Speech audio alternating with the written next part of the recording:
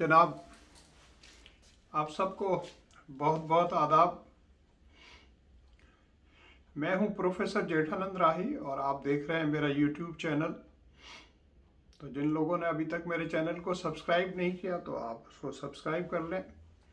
आज जो मैंने टॉपिक सिलेक्ट किया है इस ब्लॉग के लिए वो ये है कि मैं जब से 2013 से यहाँ पर आया हूँ तो अक्सर लोग मेरे से पूछते हैं कि अ, सर बताएं हमें कि कनाडा जो है आदमी किस तरह आ सकता है। तो आप में से जो भी हजरात कनाडा आने के ख्वाहिशमंद हों तो अब वो कहते हैं सर आप हमें कोई रास्ता बताएं कि किस तरह हम आ सकते हैं या आप हमारी हेल्प करें।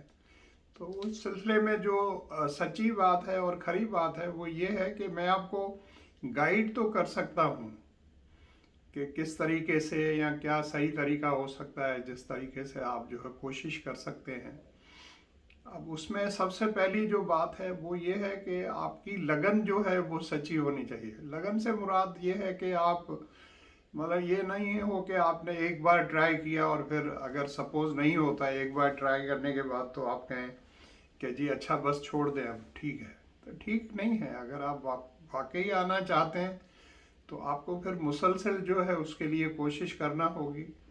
और उसके लिए सबसे जो बेस्ट तरीका होता है वो ये है कि आप अगर खुद इतना आप समझते हैं कि आप अहल हैं या कॉम्पिटेंट हैं कि आप खुद सारी फॉर्मेलिटीज़ पूरी कर सकते हैं तो कनाडा की अपनी जो इमिग्रेशन की वेबसाइट है तो आप उसमें जब गूगल में चले जाएंगे वहाँ पर जाकर लिखें कि Canadian immigration how to immigrate to Canada तो आपके फिर सारे नीचे ऑप्शंस आ जाएंगे और वो फिर हर साल के हिसाब से होता है और फिर हम टाइम टू टाइम जो उनकी डिफ़िकल्ट जो है चेंजेस उसमें डिफरेंट चेंजेस जो आती हैं वो भी सारी लिखी होती हैं।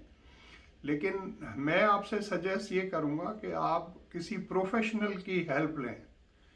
वजह उसकी ये है कि वो लोग जो कंसल्टेंट का काम करते हैं और बैठे हुए हैं आप जिस भी कंट्री में हों सपोज आप पाकिस्तान में हैं तो कराची के अंदर जो आपके टॉप के कंसल्टेंट बैठे हुए हैं अगर आप लाहौर में हैं इस्लामाबाद में हैं हैदराबाद में हैं तो जहाँ पर भी जो बड़े कंसल्टेंट बैठे हुए हैं बड़ों से मुराद ये है जो जिनकी साख बहुत अच्छी हो और जिनकी रेपुटेशन बहुत अच्छी हो जिनको ये काम करते हुए 10 साल 20 साल 15 साल 30 साल हो गए हों 35 साल हो गए हों। मतलब मैं किसी का नाम नहीं लेता लेकिन आपको पता है आप किसी से भी जब गाइडेंस लेंगे उस शहर में या किसी भी शहर में तो आपका उनका पता चल जाएगा। आप गूगल करेंगे तो भी पता चल जाएगा। लेकिन उसमें फिर मैं एक बात और रेकमेंड करूँगा कि किसी और ऐसे बंदे के साथ जो है आप वहाँ पर जाएं। डायरेक्ट जाने के बजाय बेहतर है कि किसी समझदार आदमी को आप साथ ले जाएं। अगर आप समझते हैं कि आप खुद इतने समझदार हो गए हैं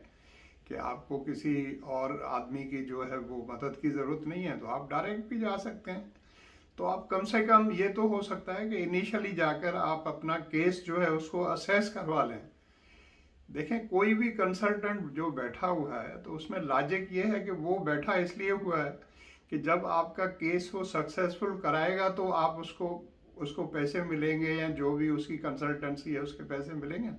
तो वो तो बैठा हुआ है आपकी हेल्प करने के लिए। लेकिन उसमें फिर आपको ये खबरदार रहना है कि कुछ हमारे हर जगह पर होते हैं हर मुल्क के अंदर और हर शहर के अंदर ऐसे भी कुछ लोग होते हैं जो आपको चक्कर देने के लिए बैठे होते हैं। चक्कर क्या देना है मतलब आपको कहेंगे कि अच्छा आप जो है इस तरह से और ऐसे लोग जो है अक्सर शेडोज में होते हैं। कोई उनकी एडवर्टाइजमेंट नहीं होती कोई उनकी कंसल्टेंट की कोई बड़ी दुकान या बड़ा उनका नाम नहीं होता रेपुटेशन नहीं होती। वो कहीं आपको वो माउथ पब्लिसिटी होती है कि फ़लाँ जगह पर फ़लाँ शहर में फ़लाँ बंदा है उसने इतने केस करा दिए हैं फ़लाँ करा दिए हैं। वो फिर ऐसे ही वो उनके अपने ही आदमी होते हैं जो आपको मिसगाइड करते हैं। तो ऐसे चक्कर में आप किसी में भी न पड़ें और बेहतर ये है कि 2 पैसे ज़्यादा खर्च कर लें। जो अच्छा कंसल्टेंट है उसके पास चले जाएं और वो सबसे जो है बेस्ट तरीका होता है। एक बार जाएं आपका केस असेस करवाएं दोबारा जाएं फिर वो आपको गाइड करेंगे कि आपके अभी केस के अंदर किस किस चीज़ की कमी है या फिलहाल ये कोर्स कर लें या ऐसा कर लें या वैसा कर लें। तो उसमें फिर आप ये भी हेल्प ले सकते हैं कि जिस कंट्री में आप जाना चाह रहे हो तो वहाँ पर आपका अगर कोई जान पहचान वाला है तो वहाँ पर आगे जो कंसल्टेंट बैठे हुए हैं वो भी आपकी इस तरह से हेल्प कर सकते हैं। लेकिन जो बातें हो रही हैं उनको आप मैच कर लें कि कनाडा की जो इमिग्रेशन की वेबसाइट है वो बातों से वो चीज़ें मैच हो रही हैं जो आपका कंसल्टेंट आपको बता रहा है, या वो कोई आपको हवाई किला जो है बता के बना के अब दे रहा है कि ऐसे हो जाएगा वो हो जाएगा। तो ये बड़ा केयरफुली जो है ये सारा काम करना होता है। और मैं ऐसे बहुत से लोगों को जानता हूँ जो बगैर किसी कंसल्टेंट के डायरेक्ट जो है वो कैनेडियन वेबसाइट जो है उस पर जाकर और वहाँ सारा जो तरीकाकार लिखा हुआ है उसको देखकर भी जो है उसको सक्सेसफुली यहाँ पर आ जाते हैं। अब ये सारी मोटी मोटी बातें हैं, और बाकी जो प्रोग्राम्स होते हैं वो तो अब किसी के पास भी आप चले जाएं, बड़े बड़े नाम हैं कराची के अंदर, लाहौर के अंदर, इस्लामाबाद में, हर शहर के अंदर जो है। इसी तरह पंजाब के दूसरे बड़े शहर हैं उनमें भी ज़रूर होंगे। तो अब ये था ऐसे ही छोटा सा, मैंने कहा आपको गाइड कर दूं। अब मैं किस तरह आया, अक्सर पूछते हैं सर आप किस तरह वहाँ चले गए। तो देखें मैं तो जी इस तरह आ गया कि मेरी बेटी यहाँ थी तो मेरी बेटी ने जो है मुझे स्पॉन्सर कर दिया। तो फिर वो सारे डॉक्यूमेंटेशंस वगैरह जो हैं वो मेरी बेटी के जो हस्बैंड है मेरे दामाद, तो उन्होंने सारा कुछ कर दिया। तो उस तरह उन्होंने वो प्रोसेस किया, लेकिन उस वक्त प्रोसेस काफ़ी स्लो था।